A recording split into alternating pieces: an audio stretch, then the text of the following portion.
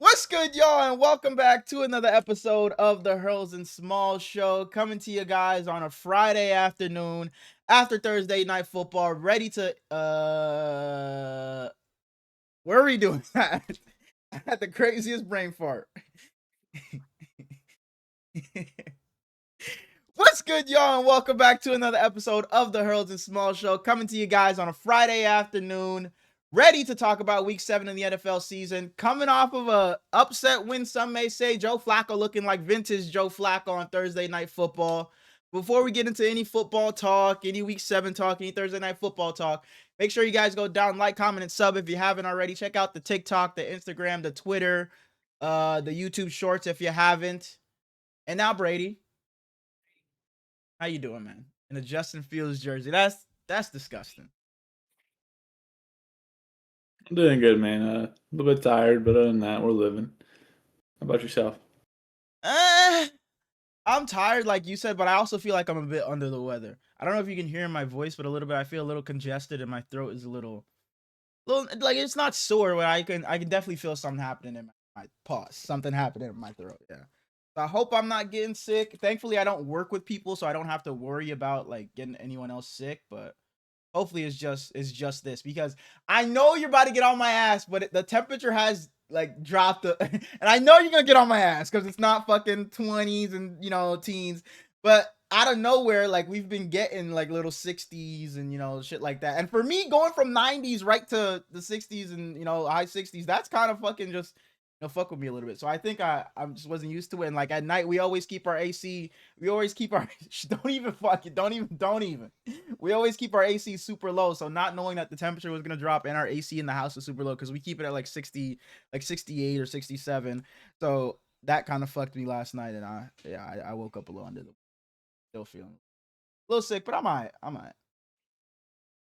My house is currently at 65 degrees, Yeah, and it was 41 degrees outside this morning. yeah, that's how I like to keep it. But I don't pay it, so my mom be getting on, like, just this past month, she was getting on our ass.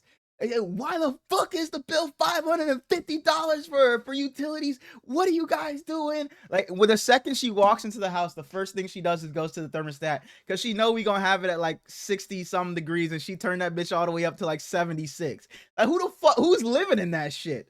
But and then right when she go to her room, we all come out and just turn that shit right back down. But yeah, she definitely be getting on our ass because, but it's also not because of that. My brother and fucking sister, they're ones to, like, I don't know if you do it when you shower. They let the water run when they go to shower for like 20 minutes before they actually get in, to let it warm up. So that'd be part of the reason why it's so high. So she got on her ass about it. So yeah. I wouldn't like my house to be this cold, but I just haven't turned my heat on yet, and it's that cold outside, so Why haven't you decided bringing to the turn house your heat down on yet? because I don't want to pay for it. Is it more expensive than having it that cold? Than having it set at 65? I I don't know. have anything on right now. Oh, you don't have it on. Oh, you just said the temperature inside the house is 65. I thought you had your thing set to 65. Oh, okay. I see what you're saying. I see what you're saying. Temperature in my house is set to 71. Say on like a normal summer, spring, what do you keep your 69. 69? Okay, I like that. That's not bad. Anything over 70, I cannot do it. I cannot do it. Even then, I'd probably do like a 67 or 66, but 69, I can live with. I can live with. I I bumped mine to 71 because it was so cold in the mornings that I was like, maybe this will help it out a little bit. Because I'd wake up and it'd be like 58, and it's like I don't even want to get out of the shower because my balls are gonna shrivel up inside of me. I know. And I feel that when I'm working, because I be working in coolers all days, and that's TMI. But it's like, bro, my fucking balls be shivering, my nose and ears go fucking numb. Like, it's the fucking worst. I can barely feel my fingers. So I definitely feel what you're talking about. Working in those coolers all day, be beating my fucking ass. Speaking of work, I failed today. We were half an hour away, and I don't even know what you're doing that for. We're half an so the boss man has his house right behind his airport, but he's got a little hangar over half hour away where he used to live, and we keep trucks there over the winter. And it was just three of us over there, and we were trying to bring three things back. And I'm not really comfortable driving with the trailer. I'm not good at it. Like, I can do it if I have to, but I would rather not. And I don't know how to drive a standard vehicle. Do you?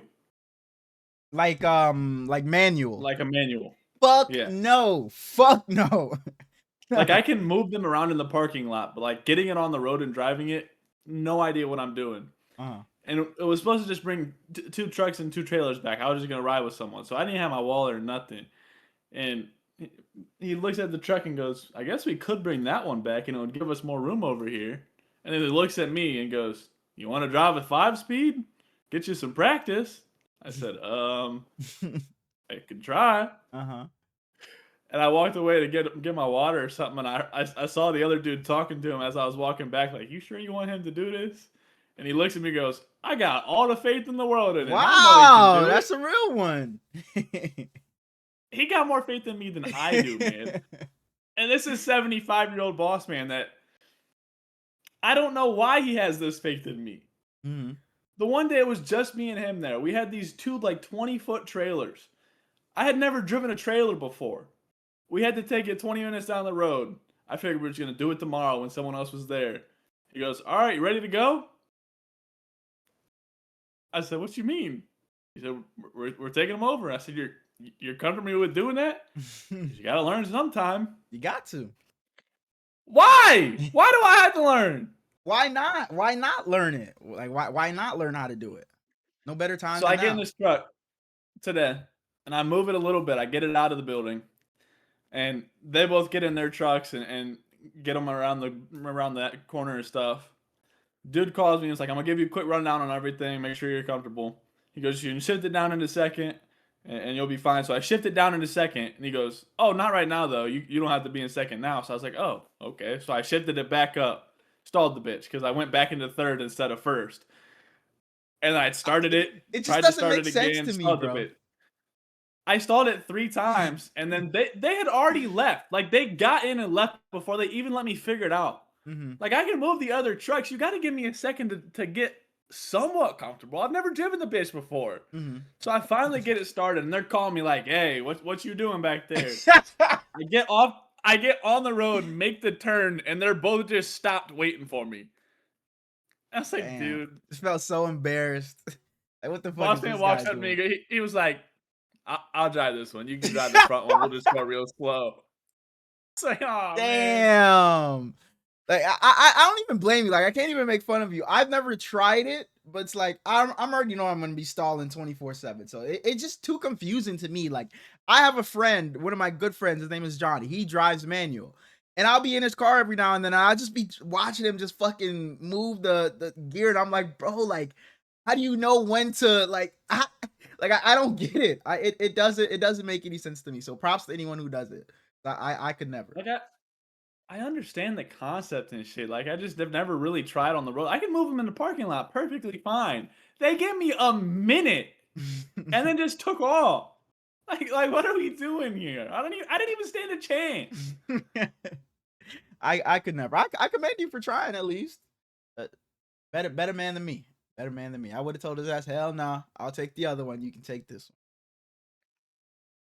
I don't like driving with a trailer.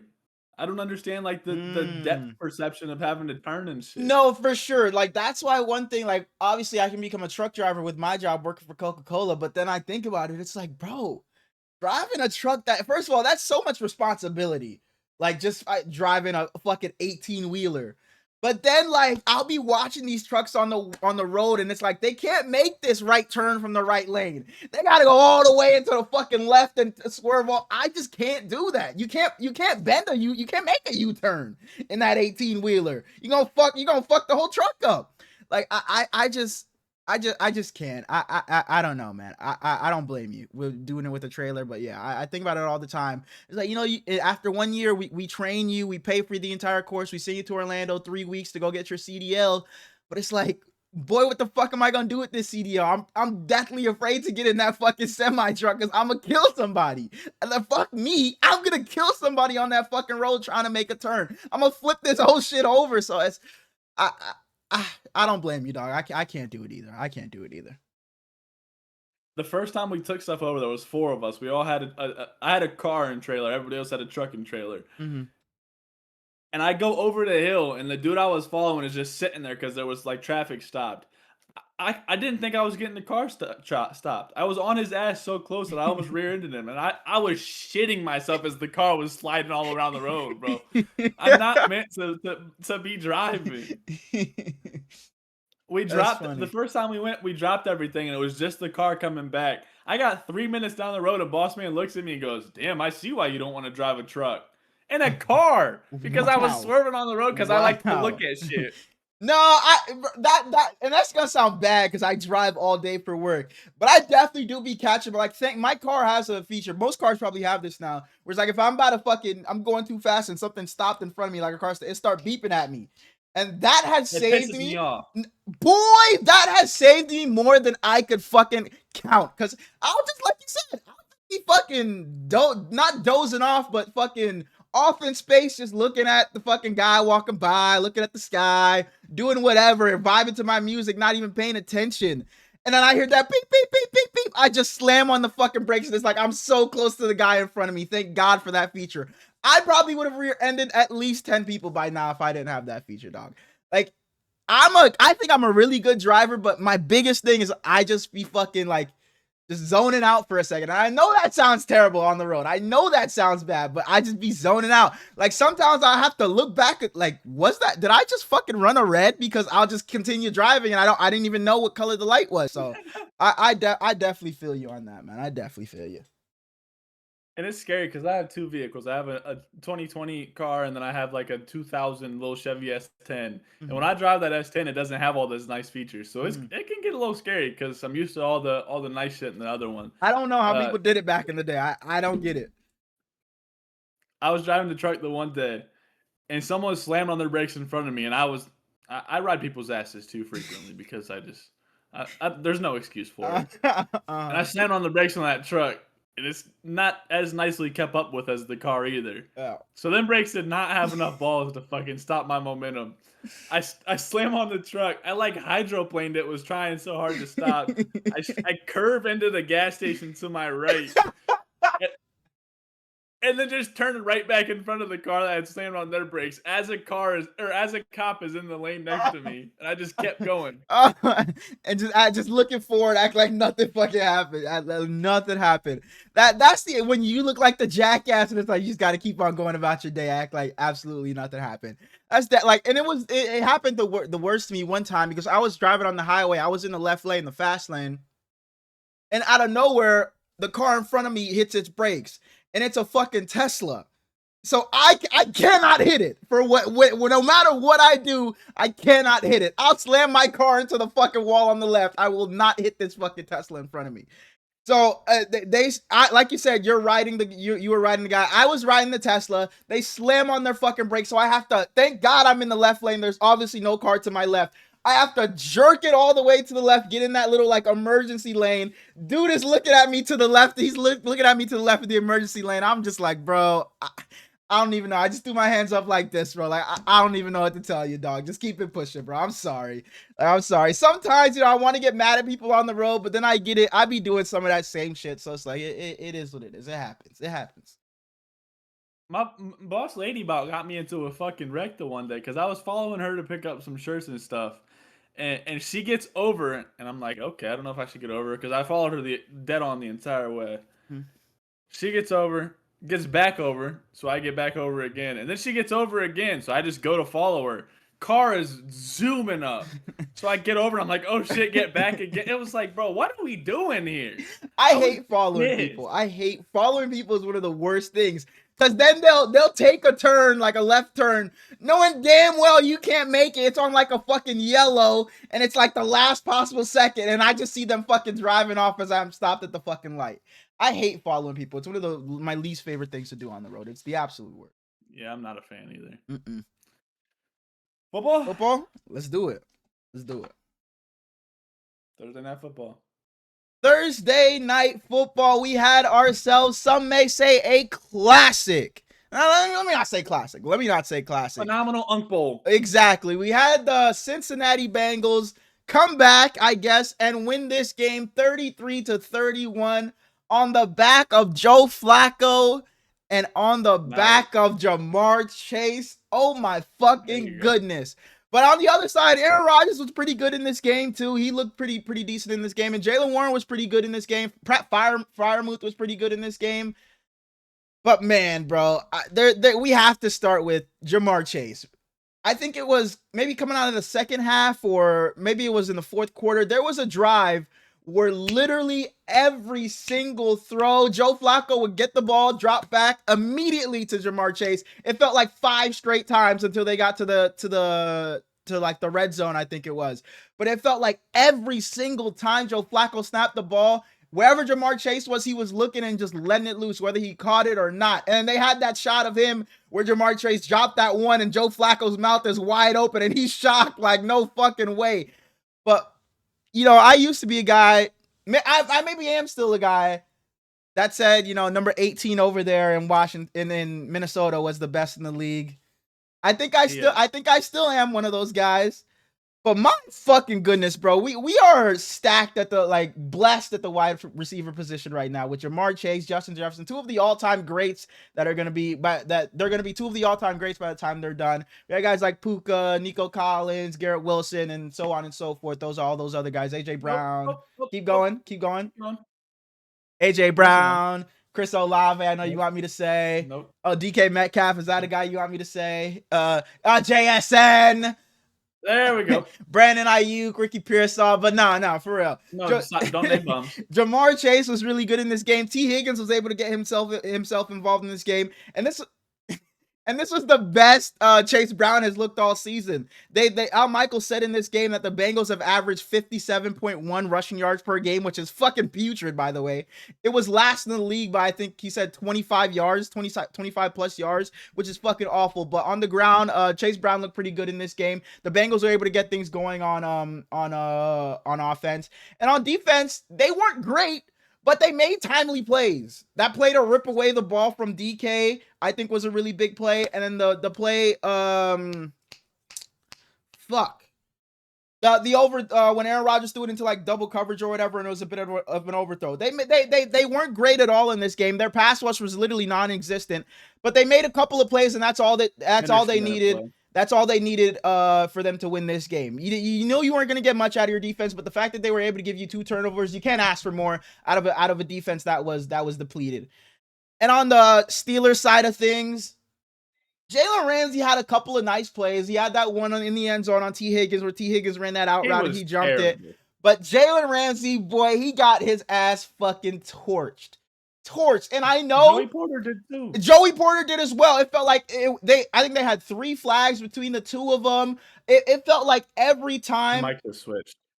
My mic switched? Oh, maybe my headphones switched. What the hell?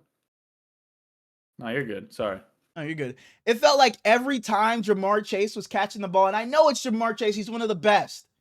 It was fucking Jalen Ramsey trying to cover him, and he was just 3, 4, 5 yards off him and couldn't do anything about it. They showed one where Jamar Chase ran like he faked it in, then went back out on the left side, and he absolutely lost Jalen Ramsey. Jalen Ramsey was not good in this game whatsoever. And T. Higgins to win this game cooked Jalen Ramsey. It cooked him. And T. Higgins had a really nice route on I think it was his touchdown pass. And Joe Flacco made a really nice pass on that touchdown pass. He threw it in between like 3 defenders, and T. Higgins was able to grab it high and take it in for the end zone. Split 2 defenders. T. Higgins really, man, the Bengals really surprised me, and this is what I thought we could have gotten out of a fully the max potential we could have gotten out of a Joe Flacco led Bengals offense. Are they going to put up 33 points every game? Probably not. Is Chase going to run for 100 yards every game? Probably not. Is Jamar Chase going to have 16 receptions every game? He might. But if Joe Flacco can just play like he did yesterday, maybe not fucking run like he did yesterday, but if he can just get the ball out quick and on time like he did and not turn the ball over, I think this Bengals offense and Bengals team can just hold steady until Joe Burrow comes back, and maybe, just maybe, they can make a push for the playoffs. But for the Steelers, I think this is a bad loss for the Steelers. I think this is a game that puts you, if you win this game, this puts you like head and shoulders. You're running away with this division. The Ravens are coming. Exactly. Lamar Jackson comes back next week. You could be 5-1 while the Ravens are 1-5. Even if Lamar comes back, you have a 4-game cushion and a chance to beat the Ravens. It's like, man, you're thinking, oh, we're good. We just gotta, coast our way to the fucking playoffs. We're winning this division. Now you're 4-2. Lamar Jackson comes back. An easier schedule for the Ravens down the stretch because they already played a bunch of their tough games. They already played the Chiefs. They already played the Bills. They already played the Texans. They already played the Rams. Now you're looking at, if you're the Steelers, and it's like, fuck, man. Now the Demons back, baby. Now the Bengals, even the Bengals are 3-3. If Joe Flacco can just play serviceable, are they going to be on our case if we're not? Or 3-4? Are they going to be on our case if we're not perfect here? So I think this was a bad loss for the Steelers. You are still 4-2, still number one in the division. But if I'm the Steelers, I'm looking back at the Ravens like, fuck, we gotta stay on our shit. Otherwise, Lamar Jackson might catch us. I mean, you said damn near everything, man. I don't got a lot to come in here. Sorry. No, that's not a bad thing. Okay. The Bengals had 11 Brady Lees on one side, and the Steelers had 11 Herlin Pierres on that same side. Jamar, I saw someone say Jamar Chase had a Jalen Hurts game. Shouts out to him. He was like 16 of 23 for 160 yards. Oh, man. My favorite position in football came to play for the Pittsburgh Steelers. Pat Freiermuth scored that first touchdown, and my homie Khan is a Steelers fan, but he hates the Steelers right now because he wants them to blow it up so badly. And Pat Freiermuth scores, and he goes, "Holy shit, he's not dead!" And he just goes, "Moo!" Man, that was so fun at the end of that game. Darnell scored one, and Jonnu scored one, which. If you could go back in time, do you redo that Jonnu and I would have never done it. In the present day, in the future, in the past, I would have never done it. Never. I never understood it. Because it's like, yeah, you went and got Jonnu Smith, another playmaker, but you got Pat Freiermuth, who's damn good already. You saw it in this game. He's damn good. And Darnell. And Connor Hayward. And Minka Fitzpatrick is no fucking slouch. Like, I just didn't understand it. I never understood why the Steelers made the move. It never made sense to me. Ever. Bro, they sent Minka to purgatory, too. It's not like he just went to another team. He never went made to sense. hell. Never He's made down there sense. with the devil right now. Wow. I'm not going to say all that, but for sure they should have just kept Minka Fitzpatrick. Top 75, though. Didn't make sense. Top 75? Who? Top 75, yep. Who? Over there in Miami. Oh, I thought you were talking about Aaron Rodgers. Yeah. I think I'll give him top 70 this week. I'll give him top 70. Is that a reach? He's lucky to be top 80, but okay. We'll meet in the middle. Top 75. Top 75 Tua. Congrats on you, Minka, and all your success play with a top 75 quarterback. Only a few safeties can say that, man, and you're one of them. Congrats, dog. Congrats. Absolutely. All right. Moving on to one of the people's favorite segment, the Hurleys. High five for week 7 of the NFL season. I got some honorable mentions this week. And anybody that likes this segment, who thinks this is the people's segment, I would like you to go and look at our thumbnails recently. and if you see Hurlins is wearing the same outfit for every single one, that's because I've asked him 7 times now to send me new pictures and he hasn't done it. So someone get on his ass. Thank you. This is not the people segment.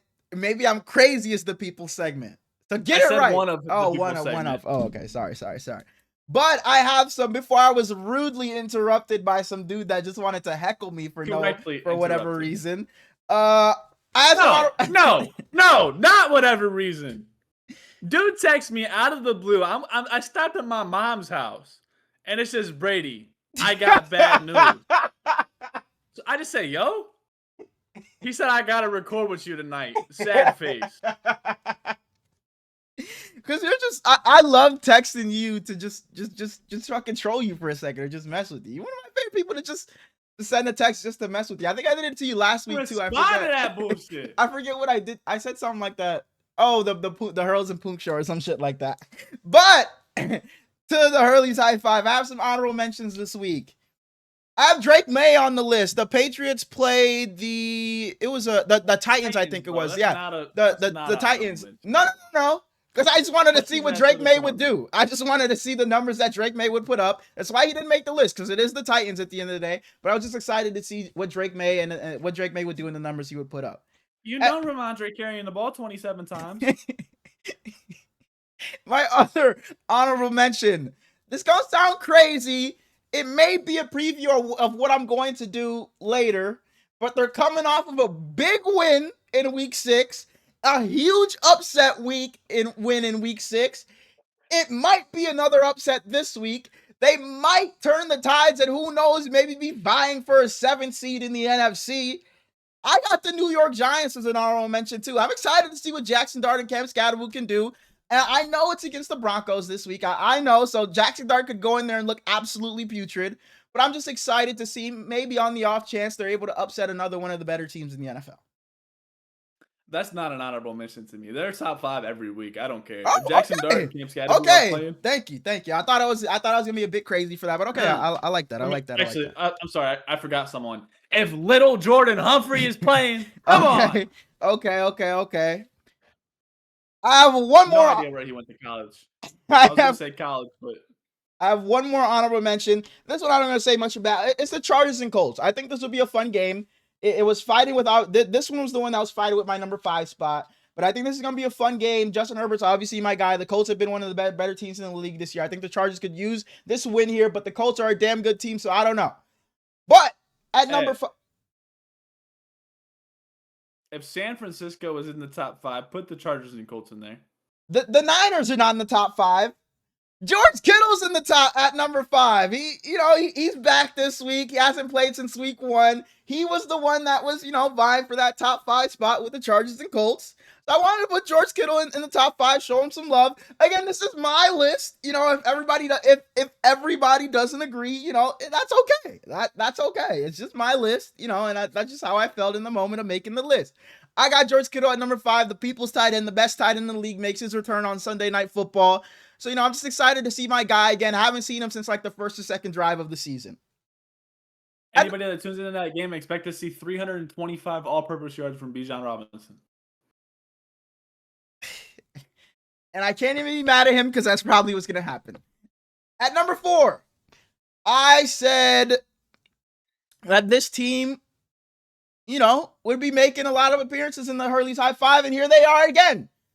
3 weeks in a row.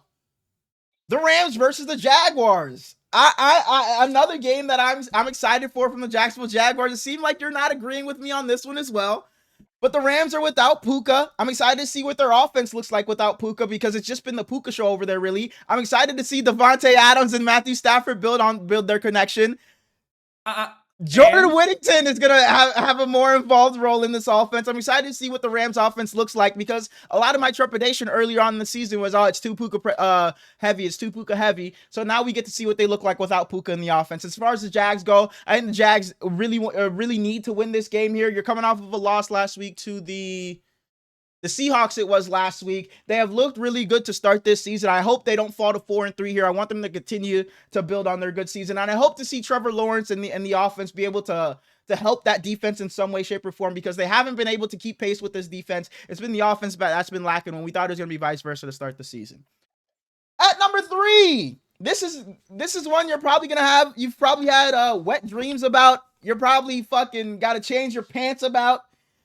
I got not the Jets versus the Panthers, but I have Bryce and Justin specifically because Bryce has looked good as of late. He's turned it on, and the Panthers look to be a competitive team. They're sitting at 3-3 right now. And Justin Fields, you're coming off one of your worst games.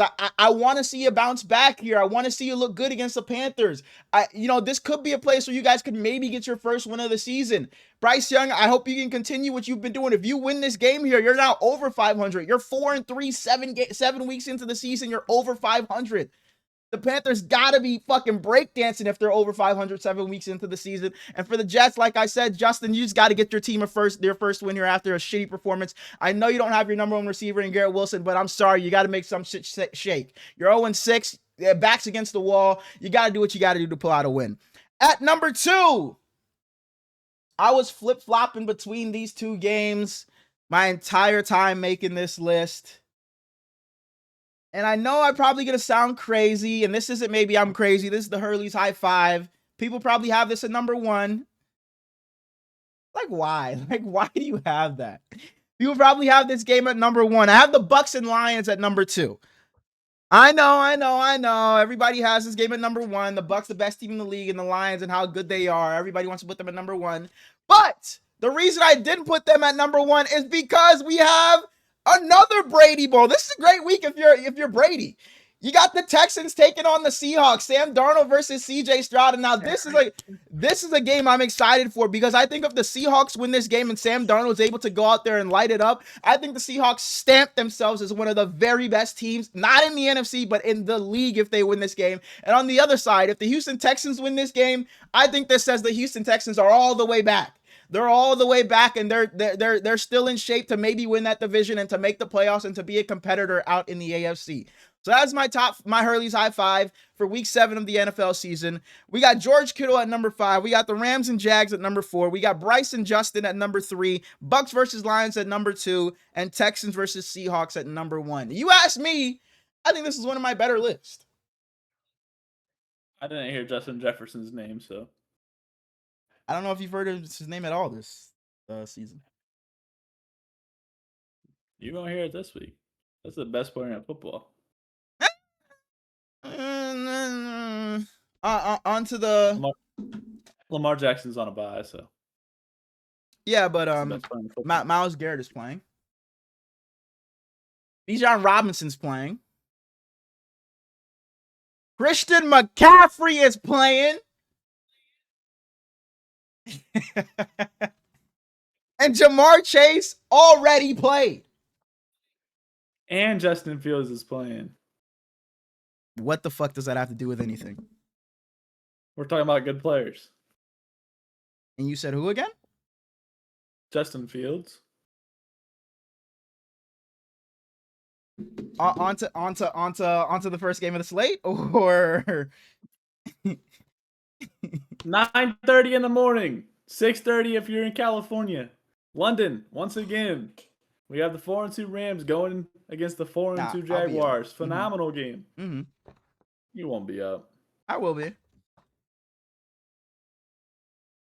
What you looking at? I was looking through my papers. I had week 6 papers in front of me. Sorry, continue. Oh my gosh! All right, continue. Devin Lloyd is not traveling with the Jaguars for this game. He had serious conversations for Defensive Player of the Year. Travis Etienne had a bit of a stinker last week. Same with basically the entire Jaguars offense outside of Brian Thomas Jr. If Trevor Lawrence and BTJ can keep that up, Etienne can bounce back a little bit. The Jaguars have a chance, especially with Puka out. But I think the Rams defense is just too good to be going against a non-Devin Lloyd defense. They're not going to have to be on the field very long, because I think the offense is going to – they're going to have to be on the field a lot. Said that wrong, because I think the offense is going to put up a lot of points. Matthew Stafford is one of one. I think he's leading the league in yards still, right? Do you know? Couldn't tell you. Don't know. I expect Devontae Adams to do a lot. Don't give Kyron Williams the ball. I'm not a fan of that guy. Yeah, I'm definitely agreeing with you. I'm going to take the Rams in this game as well, even without Puka Nacua. You talked about the Jags offense. I don't think they're going to be able to do let me not say much of anything, but I just don't think they're going to be able to do as much as the Rams offense is going to be able to, even without missing Puka. I still believe in Matthew Stafford to be able to get it done. And I would like to see Travis Hunter be a bit more involved on the offensive side of the ball, be able to... You know, I feel like we've seen a play here or there from Travis Hunter, but we haven't seen him. 30 bomb. But we haven't seen him really, really invigorated in the offense just yet. But give me the Rams. And Jordan Whittington is going for 100 yards. I hope so. I have him in fantasy against you. You're starting him? Yeah. It's easy wait for Brady. It's slim pickings out here, man. You know. The bench ain't too great right now. You know, Garrett Wilson is in my IR spot right now. You know, gotta do what we gotta do. We gotta do what we gotta do, man. Gotta make ends meet. We're starting Justin over here. We're starting Justin and Justin over here. We got both Justins. What's your record? 5-1. Like, why are you doing that? Like, I'm fucking. What's my record? Brady's O has got to go. Has got to go. That O ain't gonna be That O ain't gonna fucking be there. I guarantee I'm winning this fucking week. On to the next game, man. The The Eagles. 4-2 Eagles. Oh, mm-hmm. You got it. No. You got it. Going to Minnesota to get their fucking ass kicked. Jalen Hurts against Brian Flores? Are we serious? And they think they can win? That defense is going against Justin Jefferson, and they think they can win? Is Reed Blankenship playing? Do you know? No clue. I can take a look for you as you speak. The Eagles are coming off a dreadful loss versus the Giants. The Vikings are coming off a bye. JJ McCarthy is, what do they call it? Emergency quarterback 3. Carson Wentz will be starting once again. I already said Justin Jefferson out wide, nobody guarding him. We got top 15 in the backfield. Unfortunately for top 15, the Eagles do have a good run defense, so we'll see what happens there. Brian Flores. He's expected to play in week 7. Brian Flores doesn't care who the hell he's going against. He's gonna find a scheme and a game plan to be great against them. He's running the most zone in football this year. Like the entire NFL, he's running the most, and it's cool because he used to run the most man, and he's just adapting to his players that he has instead of forcing his players to play the scheme that he likes. I don't think we're too far away from Brian Flores being a head coach again. I agree. I agree with that. I think he may be out after this year, but I hope to see him just stay. I like what he's done over there. I don't want to see him. His last head coaching job with the Dolphins didn't really work too well. I would like to see him just stay as defensive coordinator, because I know everybody wants to go chase the promotion. I guess in a sense it's what it is, really a promotion, the more money. But I like a guy that can just stick to his defensive coordinator role, offensive coordinator role, and just be with Kevin O'Connell and just do your thing over there. I don't mind it. What's up? He wanted Herbert over Tua, and they took Tua. And he's the smartest man in America. I mean, it doesn't take a smart man to see that. You have an Oregon quarterback. They should go number 1 overall every single time. Looking at you, Dylan Gabriel. But wait, so they're 1-3 in the NFL, right? No, they're 1-4 in the NFL. Who did you end up taking? They're 1-4 right now. Name the other 3. Tell me that they're hits. We got Dylan. We got Justin. Missed. Hit. We got that might be all I know. No, who was before? No. I know who was before Justin. Marcus Mariota. Is that a hit? For where he was drafted, no, but he's had a solid NFL career. But that was a miss. It was a miss. But he's a solid player. And before that, I don't know. It's not before that. He's a second-year player. Oh, I'm tweaking. Bo Nix. I'm tweaking. That's a hit. That's a hit. It's a fucking miss. That's a hit. Fucking miss. That's a hit. I thought you were saying 1. I thought you were saying there were 1 and 4. Like there was 5 of them. But Bo Nix. Okay, Bo Nix is not a miss. Bo Nix is he's more than a hit than he is a miss. But I'll give you, he's undetermined. He's undetermined right now. You can't say he's a miss. Did you really take the Vikings? Yes. Okay, the Eagles, like you said, they lost last week to the Giants. I just don't see them losing back-to-back games. Is this gonna be 3 in a row? 3 in a row, I think, because who'd they lose to the week before? The Broncos and Bo Nix. So no way they lose fucking 3 in a row. I have some numbers here. Saquon, he has not been great this season. I think he's averaging under 4 yards a carry this season. Yeah, but the Vikings are 24th in success rate against the run, so I think Saquon can be in for a bigger game. And Jalen Hurts does tend to hold on to the ball a bit too long. He's averaging 2.98 seconds before the throw, and the Vikings get to the quarterback on average of 2.5 seconds. So Jalen Hurts is going to have to get that ball off, or it's going to have to be a lot of Saquon. And I'm hoping for the latter in it being a lot of Saquon. It's going to have to be that quick passing game, but I'm hoping they just do one of these like you always love to do and just hand that bitch off to Saquon and let Saquon win them this game. Give me the Eagles. I miss Andrew Van Ginkel. All right. I miss him. A guy going back to a year ago, you were like, look at this goofy ass name. Now he's Because one of it's still a goofy ass name, but I love him. And now he's one of your favorite And, players. and you know where he came from? That fucking garbage fire over there. He comes to a real team and is a real player. Let's go ahead and get everybody else out of that garbage fire. Fucking bitch ass organization. Moving on, we got the 4-2 New England Patriots going to Tennessee to play the 1-5 Titans. Mike Vrabel is home. Mike McCoy gets his first game as head coach. This game might end up being 59-0. Give me the Patriots. I don't have much else to say. If Ramondre Stevenson is dominating TV time, I am going to be absolutely furious. I won't be watching much of this game. Sorry, Plug. Yeah, but I was gonna say, Plug, we love you. We appreciate your support, but I hope Drake May goes out there and does his thing. Congrats on being 5-2. Moving on to the Brady Bowl. We got the 3-3 Panthers going into New York to play against the Jets, to play against Justin Fields. We got Bryce Young, Justin Fields. Chuba Hubbard says he is 110% and is going to play this week. Rico Dowdle says it really don't matter who starts. He says that it's about going out there and getting the win. He says that his two big he mentioned his two big games, but he said that Chuba Hubbard is their guy. It's been his team from the jump, and he just mentioned his contract. Shut And the I saw a hell dude up, on Rico Twitter. Dowdle. Gary Salter on Twitter says that their nickname should be Happy Hour because they're 5:30. I thought that was hard. Oh. Jersey numbers, Yeah, 5 and 30. I like that. I like that a lot more than I do Sonic and Knuckles. I like that. I like Happy Hour. I like that. You might have to stop disrespecting Sonic and Knuckles. I don't like it. I like it whatsoever. Like I really don't. I really don't. But you were talking about Rico Dowdle and him, whatever. Brian, Dave, I almost said Brian Canales. Dave Canales was asked, and he said Rico has earned the right to help this team. So whatever that means. Yeah.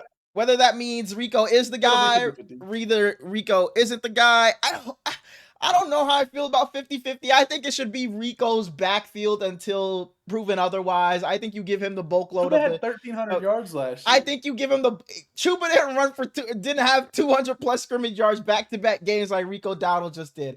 I think Rico has the not that Chuba can't touch it, but I think Rico has the bulk. You see what he looks like if he continues that. Can't touch it. I swear it's one every episode where I say something and then he just takes it into a fucking song. I promise you there's one every episode. Every single episode. But I think you see what Rico does, and if Rico continues what he does, I think he continues to take the bulk of the workload. But I'm gonna go with the Panthers pretty easily in this game. They've been playing some good football as of late. Bryce has looked really good, and you got a Jets defense that's been absolutely putrid this year. And Justin Fields is coming off of his worst game of the season. He looked awful last week. And yes, Who do you take in this game? I'm taking the Panthers. You know who's at quarterback for the Jets? Justin Fields. Is Bryce Young not at quarterback for the Panthers? Do you know who Justin Fields is throwing to? Mason Taylor. And I'll stop that's there. pretty much and it. I'll stop there. Yeah. Extremely easily. Yep. I thought you were going to pull something out your ass. Okay. But you got Josh Reynolds over there. You got Alan Lazard, I think, is coming back this week. Arian Smith ain't done a damn thing all season. Mason Taylor had one catch for one target for 2 yards last week. The defense has been bad. I expect Nalo to look good this week. Same side, though, the Panthers' defense isn't end of the world, so I think Justin should bounce back. And Justin Fields doesn't have any talent. Justin's not the we're going to see all the Justin Fields, no matter what he does, is always the fucking talk of the town, and I'm sick of it. Just let the dude hoop, please. All right. Moving on. Whoa. We have the Miami Heat play on Wednesday. I'm so excited. We got Bam Adebayo. We're probably going to see Khalil Ware starting. I think we're going to see Drew Smith start game one instead of Davion Mitchell, which will be surprising to me. But then you got Norman Powell and Andrew Wiggins next to him. I think that Davion will be off the bench. I think Jovic will be their sixth man. We'll have Jaime coming. It'll be a little bit of Precious. It'll be a little bit of Pele Larson. I don't even know who we play, but it doesn't matter. We're starting off 1-0 because Bam going for 35. Moving on to the Saints and the Bears. The The 1-5 Dolphins go into Cleveland I to was play fine with that. I was absolutely fine with that being the preview for that We game. can go very fast through this. 1-5 Dolphins, 1-5 Browns. I got a quote for you. I made a mistake. We talk a lot about we got to get this going. Come in excited for work and forget about the noise. And I feel like I just added on to that for our guys. Well, you did to it. You're fucking garbage to start off. And then you've had a quote every week. You haven't had a single good media day. Like, stop fucking talking. Take the fine, please. Like, bro, literally every single week. Every single week. I don't know how you got the money in the first place, and they can't get rid of you now because you're taking fucking $100 million to just. Mike McDaniels, you're gonna lose this week. I'm taking the Browns, and unfortunately for you, this is your last fucking week. Go be an offensive coordinator somewhere. You're gonna be great at it. Dolphins, please just stop playing this season. Forfeit. David Njoku's out this week, so Harold Fandon should ball out. Wow. Give me the Dolphins in this game. I just, even though the Dolphins have a pretty poor defense, so Dylan Gabriel might look the best he's looked all season, still give me the Dolphins in Tua. And it's sort of like a fucking potato because dude stinks as well. We got two left-handed garbage-ass quarterbacks on this field. You expect me, Roger Goodell expects me to tune in on Sunday, sit my happy ass down, and turn this game on? I would rather shit in my hands and clap. I haven't said it yet this season. I said it a couple times last year. This will be a game where I can't tell you by the end of it what color jerseys were worn by either team. I will be tuned in for Jerry Jeudy. Enjoy. And Quinshon Judkins, who fucking Kentrell Beecham got with Jamar Chase, by the way, for Ashton Genty. And that still pisses me off. The 1-5 Saints. And I'm getting my ass whooped in that league this week. Man. You played somebody. Don't tell me you played Jamar? You play Kenny? No, I'm playing Pierre, okay. But I'm starting Kayshon Boutte and Isaiah Pacheco. And you just got on my ass. You just got on my ass for starting Jordan Whittington. And you're starting Kayshon Boutte and Isaiah Pacheco. Boy, hey, when we do the recap next episode for fantasy, buddy Pacheco. When we do the when we do the recap, don't even bring up that fucking league because I know it's gonna be a fucking 40-point loss. Don't even bring that shit up here. Just talk about our game and we'll move on. I'm about to put Bijan in my flex and then change Pacheco's nickname back to RB1. Do what you gotta do. I gotta start him. Do what you gotta do. Do what you gotta do. I'm a DM on Instagram. Wait. You know who Bijan's playing? Yeah, he's going for 325. So you might win this week. So you might win this week. Yeah, that's what I was gonna say. So you might win this week. And Javonte playing the Commanders. You want fucking Bobby Wagner? Not even gonna keep up with them. Oh, we're chilling. No, yeah. I don't have to start Kayshon Boutte. Marvin's playing this week. Who's playing this week? You cut out. Marvin Harrison. They announced it today, and I forgot I could put him back in. Thanks. Oh, just Isaiah Pacheco. Okay. And nothing wrong with starting Isaiah Pacheco, by the way. Yeah, people. This is really a good thing. Yeah. For sure. So you know what? You probably win this week. So actually, bring it up next episode. Bring it up. Got you. I'm gonna bring up both leagues too because I expect to win both of them because they're both fucking. Next week, that game will be brought up, but it'll be brought up by me. But it will be brought up. 7-0, Brady Lee. On to the next game. Moving on. The 1-5 Saints at the 3-2 Bears. This is another team that I don't really like to watch, but they're much better than the last two we talked about. Chris Olave has been heavily involved in trade rumors so far. Bear down, baby. We're still on the train. Yeah, that's what I was like. I thought you didn't. I was gonna say you don't like watching the Bears. I was gonna say, wow, I thought we were bear down, but you're talking about the Saints. Sorry. If Chris Olave gets traded, the running back room will be the only thing I tune in for. I love Spencer Rattler, but like, let's be serious. Yeah, Alvin Kamara had Chris a nice Olave, go to the Giants. Ooh. Go to the Giants. Go to the Jets. Or go to. Even go in the Cardinals. Or the Seahawks, JSN and Olave. I like that. Let me look at the Patriots. No. I think the Patriots have their eyes set on AJ Brown. I think the Patriots should have their eyes set on Jacoby Jawan Myers. Jennings. I like that. I like that too. It's Jawan gonna sound Jennings. it's gonna sound bad because nothing much is going on over there. But get Cam Ward a guy. If you ever disrespect Chris Olave Yes, like sir. that Yes, sir. again, Yes, sir. Yes, sir. It won't happen again. Won't happen again. Won't happen again. I apologize. I apologize for that. No, yeah, you're absolutely right. That's on me. That's on me. Jawan Jennings has 5 broken ribs. That's crazy. Yeah, and a high and low ankle sprain. He said so. Shit. I mean, better than me. Better than me. I would have my ass on the couch playing 2K. You're on the fucking couch, boy. I wouldn't. Yeah, like you said, I wouldn't even be showing up to the fucking games. Wouldn't even be showing up to the games. 5 broken ribs. Wouldn't do it. I don't understand how football players do it. They come out at the end of the season. Yeah, this whole season I was playing with a broken ankle, man. I just had to do what I had to do, man. Better than me. Better than me. I'm getting the check, whether I play or not. I'm sitting my ass at home. That's how they do it right Oh, there. you're right. You're right. Spencer Rattler on being benched for Caleb Williams in 2021 at Oklahoma. It was a blessing in disguise. I got to develop with the Gamecocks. Because the Gamecocks have who at coach? Is that guy that was going that he's the coach that goes like fucking crazy? Like he be dancing and celebrating wild? Or? I have no idea what you're talking about. Okay, then never mind. They have who at coach?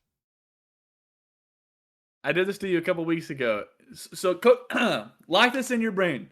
Coaches you need to remember. Kurt Signetti, Indiana. Ryan Day, Ohio State. Ohio State. Yeah, I knew that one. Because he got on his ass last year. Shane Beamer, South Carolina. Signetti, Indiana. Ryan Day, I already know that one. Shane Beamer? Shane Beamer, South Carolina. South Carolina. Okay. Is there a particular reason? Are they coming up to, you think they're coming to the league in a couple of years or something? No, Kurt Signetti just got an 8-year, $92 million contract for Indiana. He's not leaving. Okay. I just like him a lot. The motherfucker said, all I do is win. Google me. That shit is a tough-ass quote. Beat that bitch-ass Oregon Ducks last week, too. Them bitch-ass Oregon Ducks. We're on Saints Bears, by the way. My fault.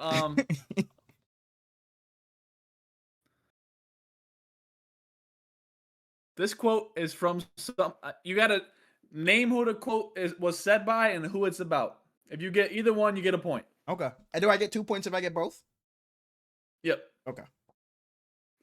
I know he's talented, but I don't know if he can learn the system. I don't know if he can pick up the system because I haven't seen him out there.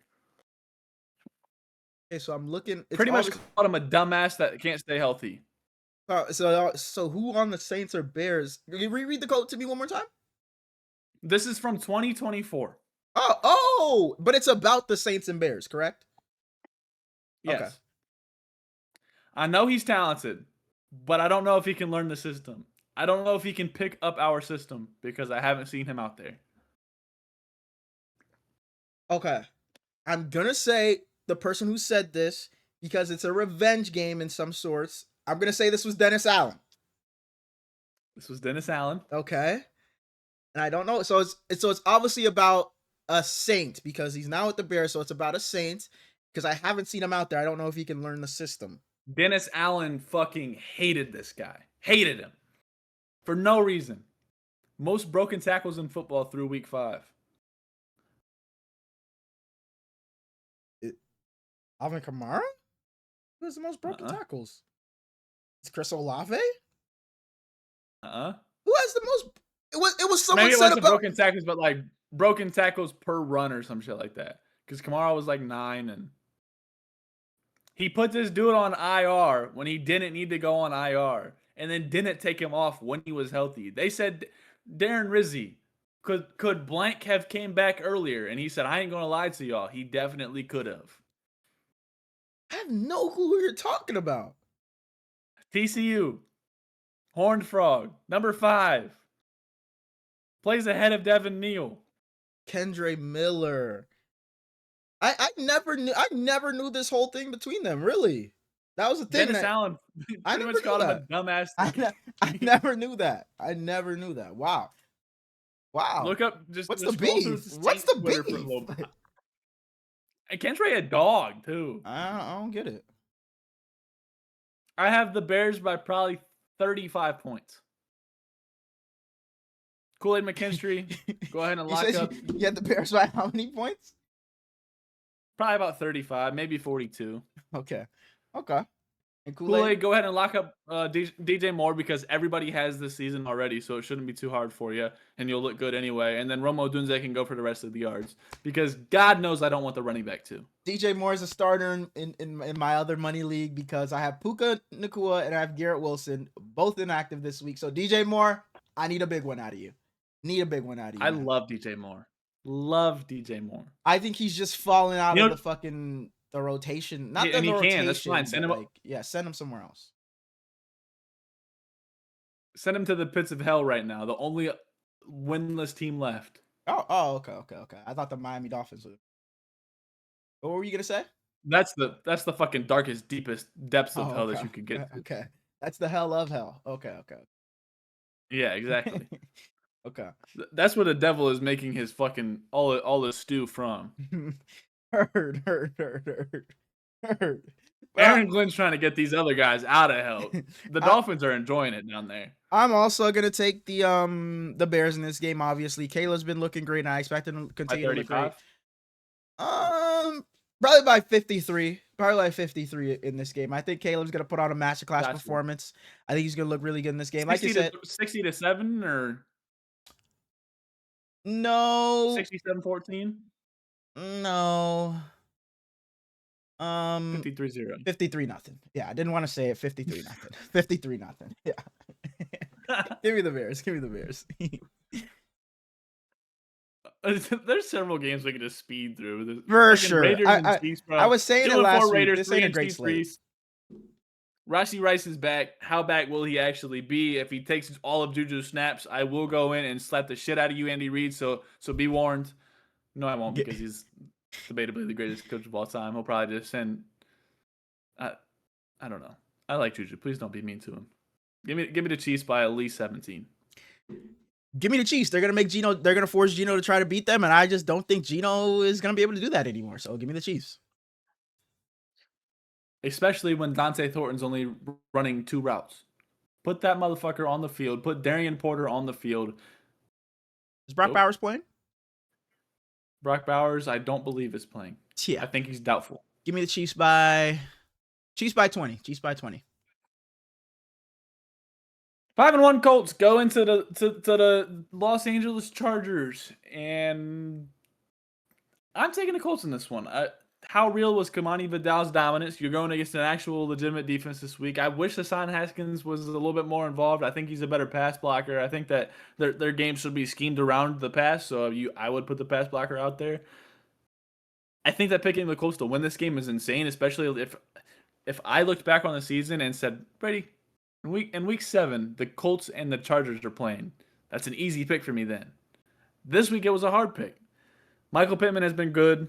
Tyler Warren has been great. Jonathan Taylor is fighting for best running back in football. I think he lost it last week. Yeah, he did. It was an honorable fight. Yeah, for sure. Yeah, I'm also gonna take the Colts in this one, and like you said, this is the game that I tossed and turned the most about. This is the game that was going either way for me. I'm also gonna take the Colts in this one. Joe Alt is listed as doubtful. He's probably not gonna play in this game, so it's still gonna be a tough time for that offensive line and that run game maybe for the Chargers against a solid defense in the Colts. But the only reason I wanted to take the Chargers Derwin James is just so damn good. I think he could make life tough and that defense, and I think they can make life tough for Jonathan Taylor. But I think the Colts offense just has a lot more than just Jonathan Taylor, and whereas the Chargers offense, I don't know if I can trust on their run game being as good as it was last week. They may be able to replicate that again. So I'm gonna roll Colts again. And like you said, if you would have asked me before the season, and I would have asked you back, is Daniel Jones still the starter? Oh, I'm definitely taking the Chargers, but Daniel Jones is still the starter, and I'm taking the Colts. I am petty. I just pulled up my preseason predictions, And I pulled a Herlins Pierre. I remember. You don't even got to say it. You were like, Daniel Jones is the starter, so fuck this team or whatever. And yeah, you had them being absolutely shit. What'd you have them as? Fucking 1-16?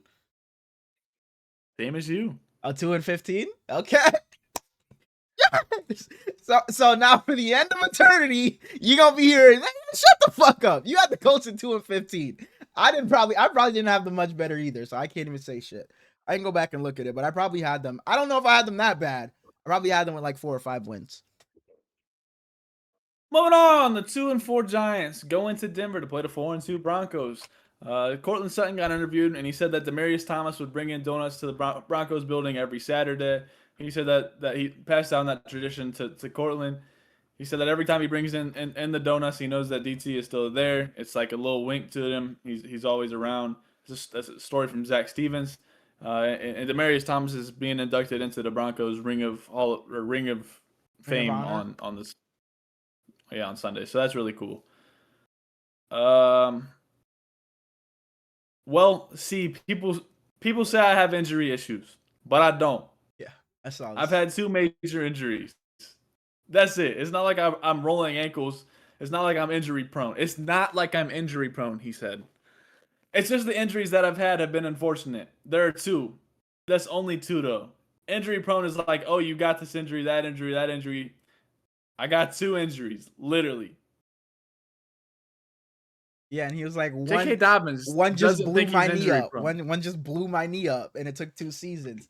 I mean, God chose me for these injuries. I mean, low key, he's not wrong, but I wouldn't say he's right either. Because even me, when I tore my knee up, the third time I went to go play basketball, I had rolled my ankle really bad. And my friends started labeling me. My brother said, "Oh, you're injury prone. We can't take you to hoop no more, man. He's gonna get hurt." Even my mom, when I came back and rolled my ankle, my third time going back to play basketball, she's like, "Now why'd you go and play basketball? You know you can't go play something without getting hurt." And I was like, "Damn, man, you too, mom." So I understand him, because even then I was defending myself. Like, bro, I got hurt 2 times. That don't make me injury prone. But, you know, it was on a lesser scale. So I kind of agree with him. Not that he's not the healthiest guy, but I think injury prone just does get thrown around a bit too much, maybe. Because I can see where he's coming from. The only difference between you and him is, go ahead, bro. Shit on me. Go ahead. Go ahead. Your unathletic ass is tripping on your own 2 left feet. So, and he's a top 8 running back in football. Too far. Top 12? Too far. Top 15? Too far. I'm not going any lower than top 20. I think top 20 might be fair, but if we just look at the teams right here, I think we can rattle off at least 15 better. He's like 7th in rushing yards this season. Do you want to go through running backs and I can name them for you? Go ahead. So okay. Bijan, Jonathan Taylor, 1 and 2. I'm just gonna go through the list 3. of I have like the games, and I'm just gonna go through the teams, so I'm in order, so we don't forget any. I'm willing to say he's better than, because I'm just going by games. So the Steelers and Bengals, I'm willing to say he's better than both running backs in those games. Rams, Jags, I'm gonna take Travis Etienne. I'm taking Travis Etienne, but for your sake, I'll say no. Fine, for your sake, but I would take Travis Etienne over him. But for your sake, Saquon Barkley, I'm taking over him for sure. Aaron Jones, are we counting him or Jordan Mason? He's better than both. I would take Jordan Mason over him, but for your sake, again, we'll give him to you. Take out the biases. Okay. Patriots, Titans. TreVeyon Henderson hasn't played much, so I'll allow it. Better than both. For sure, I'll allow it. Panthers, Jets. I'm taking Breece Hall over him without a doubt. Without question. Close. I definitely don't think it's without a doubt. But you're taking Breece Hall. Put 2 up. Barely. And then Rico Dowdle, Chuba Hubbard, whatever. You're not gonna take. Yeah. Okay. JK. Devon Achane. Put your third finger up. We're moving on to the next game if you don't put your third finger up. He is better than Devon Achane. I'm taking Alvin Kamara over him. In 2025? Oh my god. Oh my. Josh Jacobs. For sure. Do we want to count James Conner? He's hurt. No, you don't count. Hey, okay, he don't count. I'm taking Bucky Irvin over him. For sure. I'm taking Jahmyr Gibbs and David Montgomery over him. We'll say Jahmyr Gibbs for sure. Okay. Bijan CMC. Yep. I know their running game has been bad this year, but I'm taking K9 over him. I'm taking K9 over him. Okay. I think you're so wrong. I'm taking Derrick Henry over him. I'm taking James Cook over him. For sure. Jonathan Taylor. There's 10. I'm trying to go through the teams that had a bye and I didn't get to. I think that's every team that had a bye as well. So you had 10 up. And I would still take Devon Achane. I would take David Montgomery. So worst case scenario, he's top 15. Yeah, I said top 15 I could hear. You said top 20. Oh, top 20. Yeah, top 20 I could hear. Top 20 I could hear. But yeah, you're right. So top 20 I can hear. He's and I guaranteed top 15. No, because on your end, but because there was more I said. 10. And there was more. There were people I said that you There didn't. were 5. You said Kamara. You said David Montgomery. I said K9. Yep. That was it. Was that it? Achane. And Travis Etienne. Okay, so he's 16 for you. And Jordan Mason. It's just some jackass shit. It's not jackass shit. But then I also said that, and that's, we're only going to do healthy ones, or the healthy ones right now. Because if we took into account the people that aren't healthy, then we got an Aaron Jones, then we got a James Conner. Who else is hurt? And on topic of this game, we got a fucking Cam Scatterboo. I honestly looked at Cam Scatterboo when I was going to name him off, but I was like, no, let me not. I want to say this is a hard game for Jackson Dart, but he's already played several good defenses. Exactly. Like, it doesn't matter at this point. I texted you. I said, do I start Dart, CJ or Bryce? And you said Bryce. I'm starting Dart. I don't care. Wow. You're starting Jackson Dart when you have Bryce Young. I'm starting against the Jackson Jets? Dart when he's throwing. I don't have Bryce Young. I would have had to pick him up, and I still can. Mm. But I'm starting Jackson Dart, throwing it to Lil Jordan, Jalen Hyatt, and Wan'Dale Robinson. Theo Johnson is like his best friend in the world. I want to just pick up Theo too because no, not in that league. I have Jake Ferguson in that league. Does Tyrone Tracy take some more pay this week, or does he kind of just get pushed to the corner? I fucking hope so. He's on my team. I hope so. The only reason he's staying on my team is Cam Scatterboo just plays so fucking crazy. No way he plays the whole season, right? So it's like I'm just keeping Tyrone Tracy. But this was the game I was gonna pick for my upset of the week. I don't know if there's really an upset of the week here, but I just can't take the Giants. I picked the Giants, and I don't think you're crazy at all. I almost took them. Because like you said last week, last game, I don't know if I said that. Yeah, well, you did. But like you said, Jackson Dart has already played tough games. He played the Eagles on Thursday night. He played the Saints, and that was a pretty decent game. They ended up losing. Who they play in his first game? The Chargers, and he beat them. So he's already had tough games, and now he's playing the Broncos. So, and he's already shown he can play well under pressure. He did it against the Eagles. He was able to move around, make plays outside the pocket under pressure. So he showed he can do that. But I think the Broncos defense is going to be a bit too much for him. So give me the Broncos in this game to win. But I think it's going to be a close game, and I wouldn't be surprised if the Giants win. You tell Rodney to get the fuck out. No, I thought you meant you heard him like right now, but no, that wasn't Rodney. No, but someone came to just like say what's up. Like that's what I was doing. When I reached out, I wasn't shooing them away. I was saying what's up. Gotcha. Yeah. I love Cortland Sutton though, and I love J.K. Dobbins, R.J. Harvey, whatever. Bo Nix stinks though, so give me the Giants. 3-1-1 Packers go into the 2-4 Cardinals. It doesn't seem like Kyler Murray's going to play again. Bam Knight popped up on an injury report, but he should play. Michael Carter might have to take a little bit more snaps if Bam is hurt, and he's been inefficient, so that sucks. Marv is playing though, so he should look good with Jacoby, hopefully. He did last game when he was out there. The Packers could very easily just put belt to ass though, and once again have a boring ass game that I'm not very much tuned into. Yeah, other than the Dallas game, there hasn't been a lot because the Packers haven't been whooping ass like I expected them to be, just throttling people. They really haven't. But they've never been in question either. It's been like 14 Exactly. points Exactly. each. For sure. For sure. But I'm gonna take them in this game. You talked about it. Jacoby Brissett playing. And the Packers really haven't gotten as much. Their defense hasn't been as dominant. I was expecting it to be with Micah Parsons added there as well. But I'm gonna take the Packers in this game. Jacoby Brissett, sure, maybe he'll look good again and look serviceable even with Marv playing now, but I just don't think that'll amount to much. I'm gonna take the Packers to win this game pretty easily.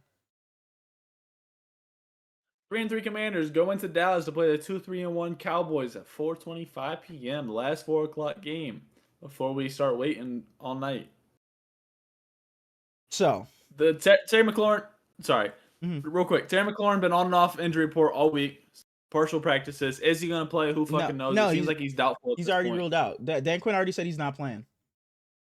For sure? Yeah. Oh, Garrett Wilson is doubtful. Yeah. Dan Quinn said he's not playing. And I saw that. I'm like, bro, when the fuck is Terry McLaurin coming back? Like, holy shit, bro.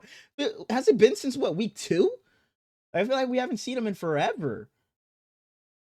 Preseason, I put $100 Oh. on Jackson Smith and Jigba hitting 1,000 yards. On Marvin Harrison hitting 1,000 yards. On Garrett Wilson hitting 1,000 yards. And on Terry McLaurin hitting 1,000 yards. And it was the win like a shit ton of money. And Terry McLaurin really gonna let me down just because he's hurt. And you know FanDuel don't give a damn. Not a damn. Not a damn. Noah Brown is on IR. Debo got banged up. He was a little bit injured. And the practice that Debo wasn't there. There was a clip of a little viral of Jaden Daniels looking at like his receiver group, and it was Jalen Lane, Luke McCaffrey. Who else is over there? A whole lot of nothing. Exactly, bro. I feel bad for Jaden. And that's part of the reason why I ended up taking Dallas in this game. Two bad defenses. As the other part, because the running back room is dog shit? Sure. But I also took Dallas. Two bad defenses in this game. Dallas is obviously worse, but if you tell me which offense I'm trusting more in, it's Dallas. Yep. So if I expect one offense to be able to take advantage more of a poor defense, it's Dak Prescott and the Dallas Cowboys. So I think this game is going to be a shootout, and like I said, I trust Dak to put up more points than Jaden Daniels will end up putting up. CD's back, ain't he? Or was he just back at practice? I saw I don't think he's playing, but I saw he was like back at practice, but I don't think he's playing. I can look it up. I can't say I have a shit ton of faith in anybody in this game except for number 4.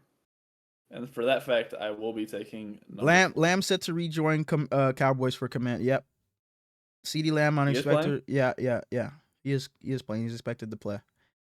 Ah, yeah, so definitely give me the Cowboys then. Definitely give me the Cowboys. Look, I'm gonna ask a favor of you.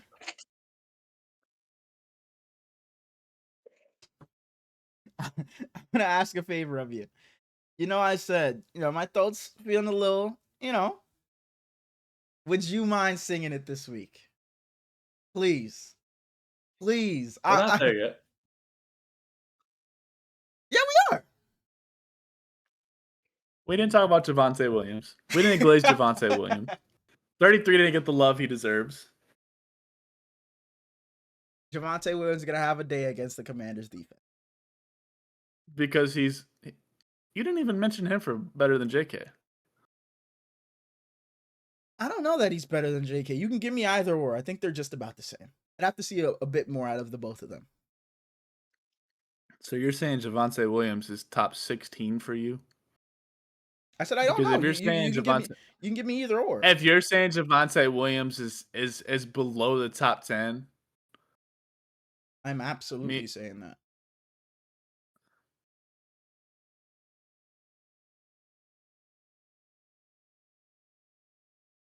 Say it again.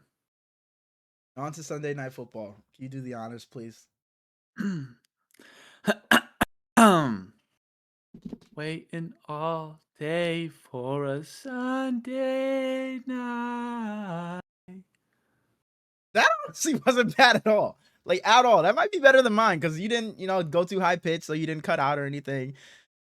Oh man, the Atlanta Falcons head to San Francisco to take on the San Francisco 49ers and Can I being be the honest with you? yeah, I wrote one sentence. what's that? No. Bijan might kill this depleted defense. And I want to disagree with you. I want to take the 49ers in this game. George Kittle is coming back. Mac Jones has played well this season. Kyle Shanahan's coached his ass off this year. But no Fred Warner. No Nick Bosa. A defense who struggled last week when Fred Warner went out. I'm rolling with the Atlanta Falcons in this game.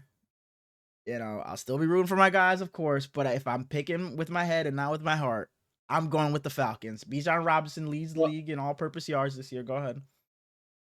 I'm so glad that neither of us on this podcast are biased. Like, I'm really so unbiased, but like, you're right. Neither of us are super biased. But Bijan Robinson leads the league in all-purpose yards this year. CMC is number 2. But the Atlanta Falcons defense has been really good this year. They've only allowed 253 yards per game, and that's best in the NFL. I already talked about Bijan. He's probably going to have 150 all-purpose yards on us this game. I just don't think there's much of a deterrent on that side of the ball for us to stop Bijan Robinson. I mean, Michael Williams is a damn good run defender, but I just don't know if him himself is going to be able to stop Bijan Robinson. Actually, I do know. It's not going to fucking happen. We got Tatum Bethune taking Fred Warner's spot. D Winters has been good, but I don't know if he's going to be able to do much of anything. And we just haven't been able to get pressure without Nick Bosa, especially last week when we played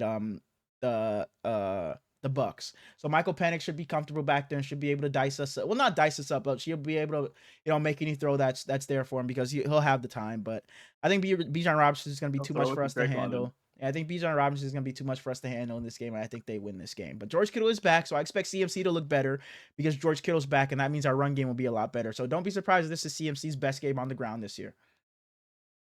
The 49ers' one saving grace? Mac Jones. The fact that Brock Purdy is still not playing. Man, and it's like this is what I was looking forward to. It's like before Fred got hurt. It's like I know we got Kittle coming back. I know we got Brock. I know we got Ricky. But now that shit don't even fucking matter no more, man. Fred getting hurt just really demoralized the entire season. Shout out to Fred though. I saw him and his wife Sydney Warner, like they did a gender reveal for the second kid. They like bit a cupcake. They're having a girl, so congrats to them. But yeah, That's it's awesome. like it's just demoralized everything, and it's like shit don't even matter anymore. But I'm gonna roll with the Falcons in this game. Fuck being sad or whatever. I'm gonna roll with the Falcons. They've been really good this season. They're gonna be fighting for a playoff spot come the end of the year. Michael Penix has looked good, really good at times, and like I said, with the team that's not gonna get much pressure on him, I think he should look good in this game. Remind me one thing. Who do you look bad against? Like really bad, like 0 points bad. Bryce Young and the Panthers. That boy in the Panthers. That fucking dude in the Panthers. Moving on, Monday Night Football, our first of 2 games. By the way, anybody watching, we will be on a Wednesday instead of Tuesday. We'll be on Wednesday next week because Roger Goodell, fuck you. Like, don't get it. Mike Evans is back practicing. If he plays this game, he will have to average 78.2 yards per game for the rest of the season to hit his 1,000 yards. We did it last year. The Mike Evans watch. He's doing it again. He's getting it. 72 ain't Emeka much. Egbuka, 78. 78. Still. That's doable. Yeah, that's definitely doable. Emeka Egbuka probably going to be out for a while, so that makes it even easier for him. He doesn't have to show the love too much. He's going to be sharing it with Sterling Shepard and Tez Johnson, MVP Tez Johnson, and Baker Mayfield to make it happen because Baker Mayfield is phenomenal. On the Lions side of the ball, the Lions have been absolutely elite. Unfortunately for them, they're playing against the MVP. I will be taking the Buccaneers. I'm sorry, Dan Campbell, big fan, but Like holy shit, I about knocked down every fucking monitor and broke my kneecap at the same time. That just scared me a little bit. like you said, when your game Oh, sorry. when your game plan is to turn and do this, and you got a big sexy dude named Vita Vea on the other side of the line, love you some Vita that Vea. shit ain't going. But you talked about it. Even with the depleted roster that the Bucks have, I'm still gonna take Baker Mayfield, the MVP of the league. I'm gonna take Baker Mayfield to win this game. Because, like you said, that the Bucks are Smart amazing man. against the run, and if you're handing it off to Jamar Gibbs and the David Montgomery, I just don't know how well your offense is gonna be able to produce. Not that Jared Goff can't throw the ball and win this game, but if I And how trust one come? quarterback more because of one big sexy dude or whatever you said in Vita Vea. But if I trust one quarterback more to be able to win this game by throwing the ball, it's going to be Baker Mayfield. So give me the Bucks in this game. They've looked like the best team all season. I expect them to continue to do that in this game as well. Hell yeah. Final game, 10 p.m. Eastern. The 2-3 Texans go into the 4-2 Seahawks in Seattle. CJ Stroud was elite last time we saw him. It was against the It's the Ravens. They Ravens. go on a bye. I wish they hadn't had to buy them because I Yeah. would have liked them to see them keep up that momentum, but maybe it ended up helping them out. Stingley versus JSN. We haven't really seen anybody shut JSN down, so if that is the case this week, we get a real Sam Darnold instead of just buddy ball with JSN. I don't think that'll be the case though, because I think JSN is just that fucking dude. And I'm starting to like Nick Caley more and more for the Texans as the season goes on. You see a lot of offensive coordinators. They like what they do. They make their players shift into what they want to run. And he came out this week and said that players matter more than the plays, and he's going to adapt to the players instead of the plays. And I think that matters a lot and can be very helpful for your people. And if he continues to call like he did against the Ravens, might see him moving up sooner rather than later. Yeah. I think the Texans.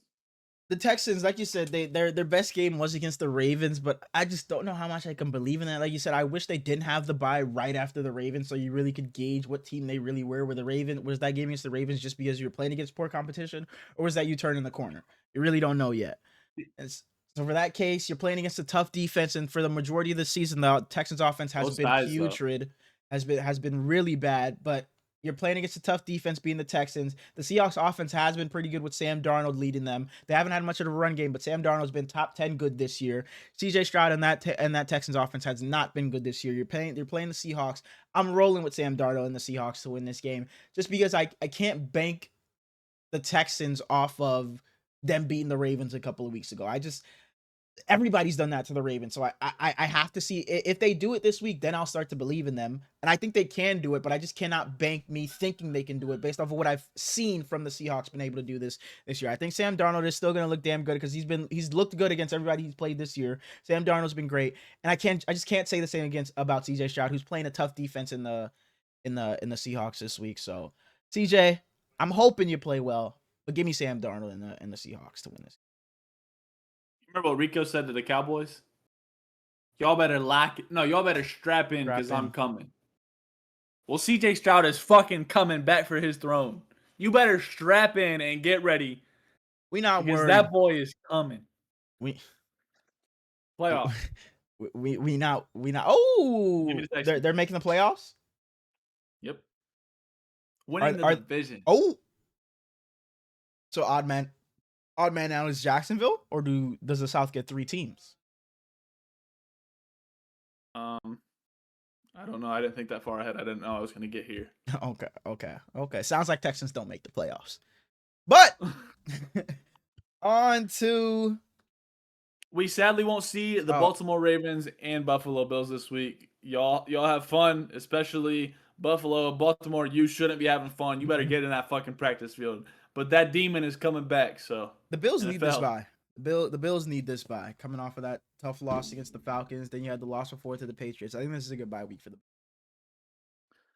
I think they both do. Yeah, and the Ravens just get healthy for sure. Let's show. I think that the Ravens need this bye to tie up Zach Orr somewhere and tell him he's not allowed to come to the field this game. All right, on to. What are we on to? The 4-man fantasy. So let me put the wheel away. What are we on to? No. It's the Griller Chill, baby. Come on, man. It's the Griller Chill. Bro, you suck at your own podcast. Psych. It's not the Griller Chill. It's Smallz, the stock market. We got the Smallz stock market. I was just testing the people. I don't think you were. No, because it's like they heard me say four-man fantasy. It's like, wait, four-man fantasy is not supposed to be here. I was really trying to see if anybody. So if I did get you, comment down below. I was just testing the people. And if you believe that shit, say Hurlin's you're goofy. Small stock Every market. I comment's got gonna be 5 guys. Hurlins, you're goofy. And they're absolutely right. Joe specifically. If I don't see you in these comments saying Hurlin's you're goofy, I'm gonna be disappointed and have to announce a new assistant commissioner. Whoa. Whoa, that's huge. That's huge. He's not even assistant commissioner. Get into this fucking stock market. Where last week you shot Small terrible. stock market. We need a bounce back. Small stock market. I got one guy on here that's gonna be guaranteed to boom. So 100 yards. I already said it in the episode. Hell no. Small stock market. I got usually 5, 2, 4. I got 6 guys this week that you need to buy in on before their value gets any higher. You know how a normal stock market works. It's just an NFL version. Last week, you had 2 options between Hassan Haskins and Kamani Vidal. If you chose Kamani Vidal, you feel like a genius right now. I'm telling you to buy back in on Hassan Haskins. Not for fantasy football vibes, though. For real life football vibes. Because I mentioned it earlier. That's what you were looking like you were doing. It was like you were singing out to like the opposite. Okay. Hassan Haskins as a beautiful pass blocker. Good teammate abilities.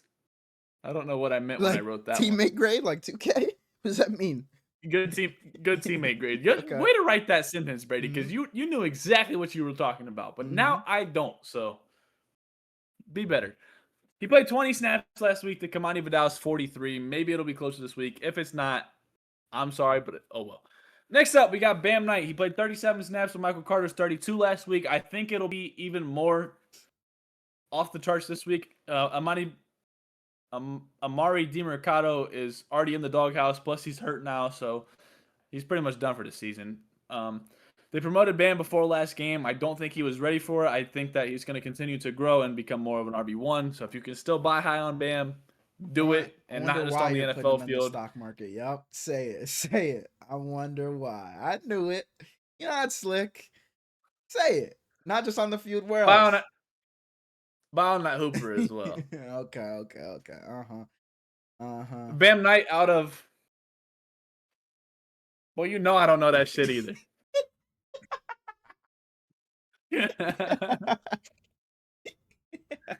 Next up, our first ever repeat offender. Because if I didn't point at you, you would have just kept your finger pointing at me like I was supposed to know, and you didn't know either. That's crazy.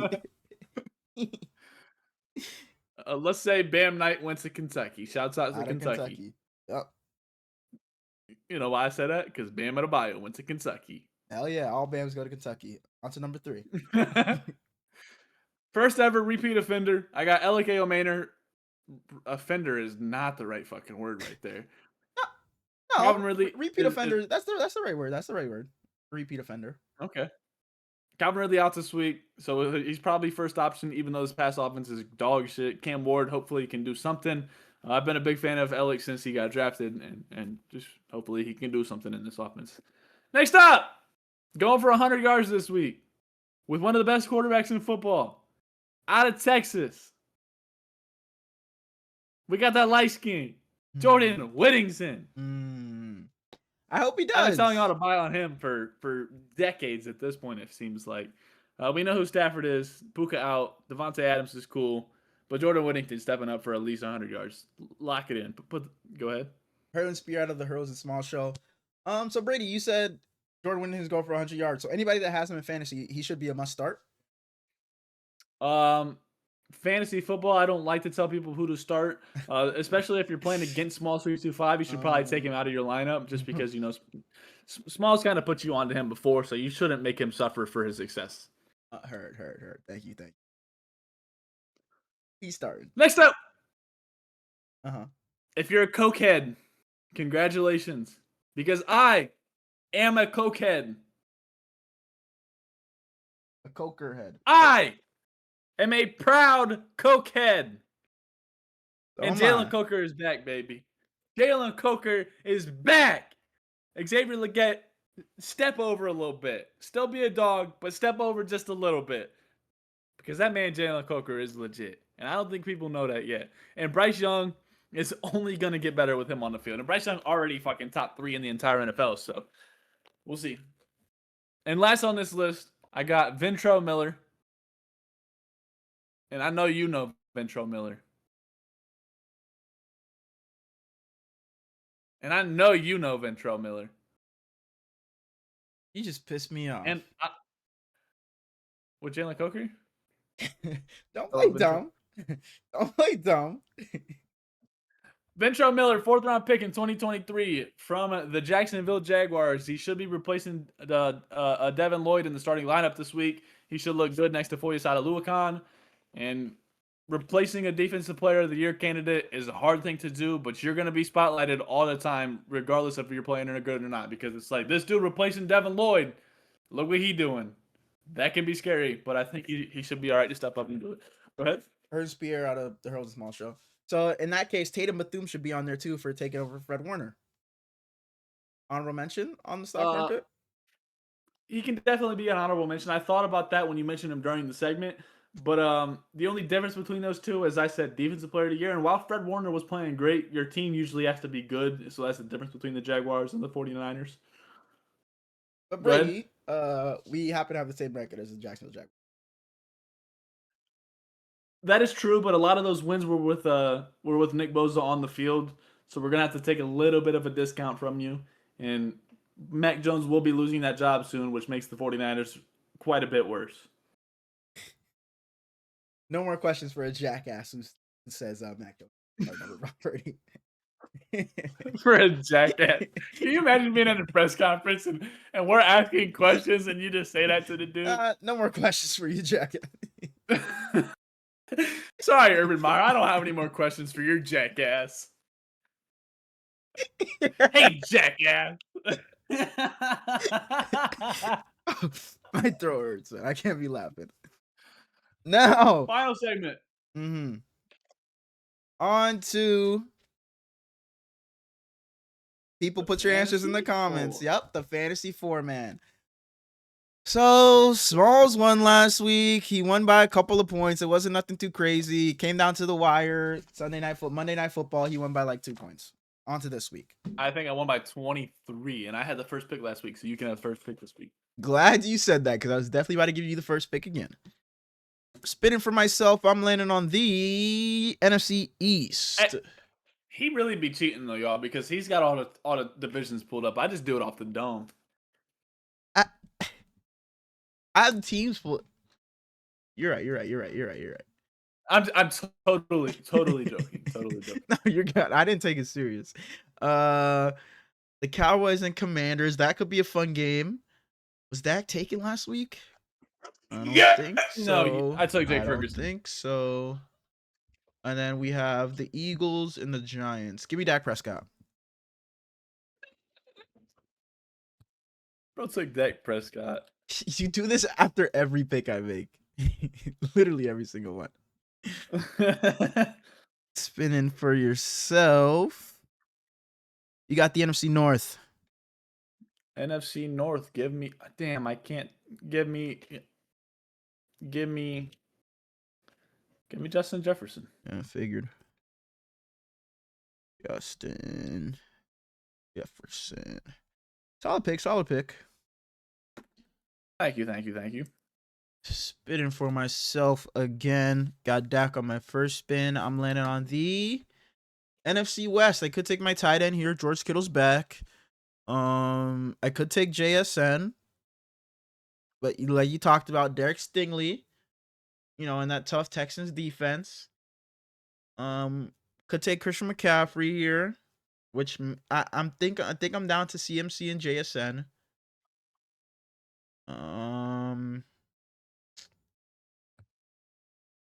Give me JSN. Man, that's not what I wanted you to do. Because you don't want to have to root for a guy that's on my team, is what you're saying? Just because he's too good. That's almost cheating. So I got Dak Prescott on JSN right now. My team is looking, pretty solid. And you got the other North. You got the AFC North this time around. So I could take a Brown, and I Mm-hmm. can take, and I can take, and I can take a Brown. Oh, shit. I literally can only pick a Cleveland Brown. You said you're excited to watch Jerry Judy this week. I You already already took took Justin receipt. Jefferson. Harold Fannin, I welcome can to the only team. take a Cleveland Brown. Harold Fannin, welcome to the team. David Njoku's out this week though, so Wow. Is that the first time in history? I'm taking Harold Fannin. No. No. That we had the division play Thursday night, and then we had one of the other two left on a bye. Well, not in NFL history, but just for the wheel. I got the AFC South. Okay. I'm glad I didn't take CMC. Go ahead and give me. No, I could take Tyler Warren here. Lock up my tight end spot. You can't take Jonathan Taylor. I took him last week.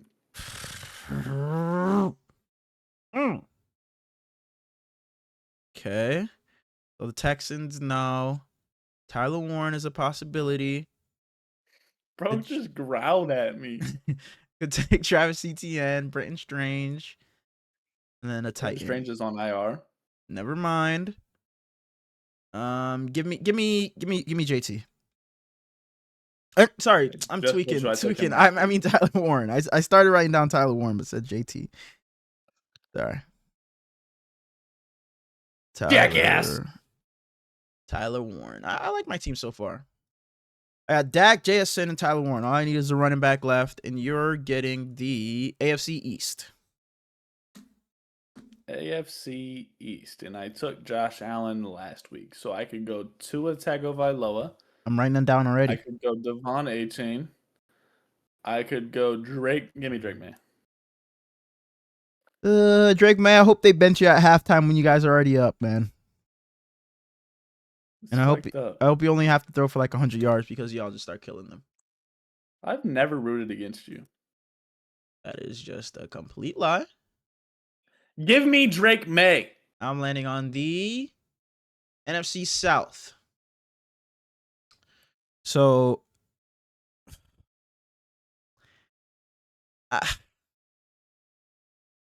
obviously the I have running back open. Bijan Robinson sitting right there, but he's playing the Niners.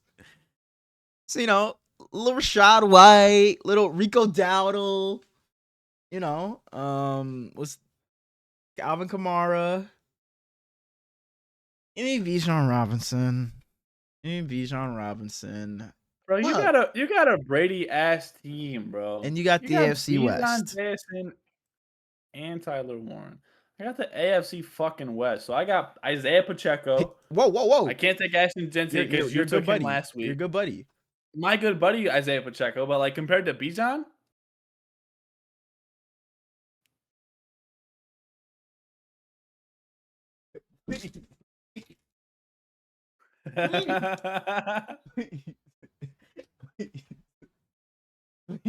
Later, in a bit.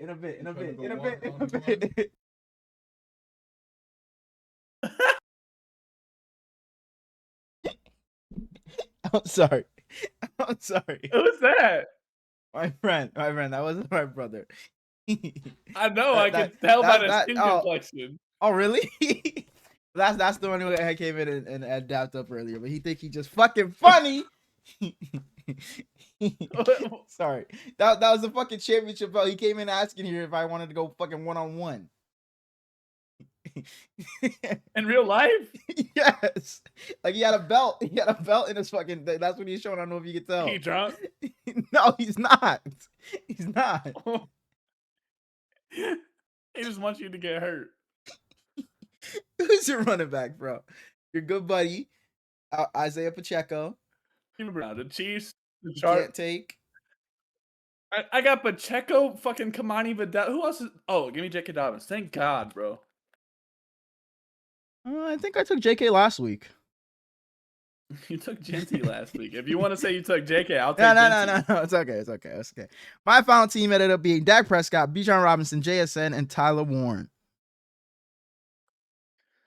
I got Drake May, J.K. Dobbins, Justin Jefferson, Harold Fannin. I think I'm whooping ass this week. I think you're whooping ass this week. Usually when I think I'm whooping ass, be like, oh no, I feel good about myself, but the fact that you agree, I'm pretty worried.